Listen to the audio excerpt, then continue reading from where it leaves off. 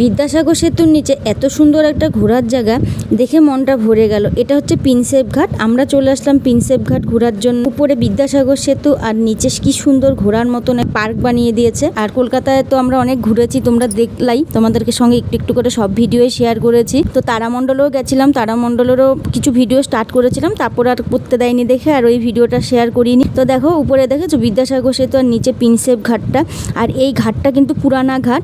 তো আমরা আস্তে আস্তে দেখো বেরিয়ে আসলাম আর আগের দিকে যাচ্ছি। আর এই যে হচ্ছে প্রিন্সেপ ঘাট স্টেশন, এখান থেকে কিন্তু মাঝেরহাট হয়ে শিয়ালদা যেতে পারবা। স্টেশনে একটু বসেছিলাম, আমাদেরকে বৃষ্টিতেও ধরেছিল। তো বৃষ্টি কমার পরে তারপরে দেখো ধারটা একটু ঘুরছি। আর গঙ্গার ধারে ঘুরতে ঘুরতে দেখো এখানে অনেক দোকানপাট আছে, ফুচকা, মোমো, চা। তো আমরা তো একটু ফুচকা খেলাম আর আমার বর খেয়েছে চা, ও ফুচকা খায় না। তারপরে দেখো আমরা ঘুরলাম আর এখানটায় দেখো নৌকার ব্যবস্থাও আছে, নৌকাতে করে তোমরা ঘুরতে পারবা। পুরো গঙ্গাটা পুরোটা ঘোরাবে না, ওই ব্রিজ অবধি ঘোরাবে। তো ওখানে তোমার 500 টাকা করে নেয় ওরা। তো এই দিকটা এত সুন্দর একটা পরিবেশ। আর এখানে কতগুলো ছেলে গান করছিল, তো ওদের গানগুলো আমরা শুনছিলাম দাঁড়িয়ে দাঁড়িয়ে, বেশ ভালো লাগছিল। গঙ্গার হাওয়াটাও নিচ্ছিলাম আর গানও শুনছিলাম। বেশ পরিবেশটা এত ভালো, এত সুন্দর। আর বৃষ্টি যেহেতু হয়ে গেছে, ঠান্ডা ঠান্ডা পরিবেশ, ঘুরে ভীষণ মজা লাগছে।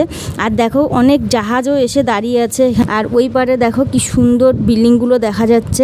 মানে পুরো পরিবেশটা এত সুন্দর, এত ভালো লাগলো, মনটা ভরে যাবে। তো প্রিন্সেপ ঘাটের ভিডিওটা আজকে এখানেই শেষ করছি। তো পরে আসবো অন্য কোনো ভিডিও নিয়ে।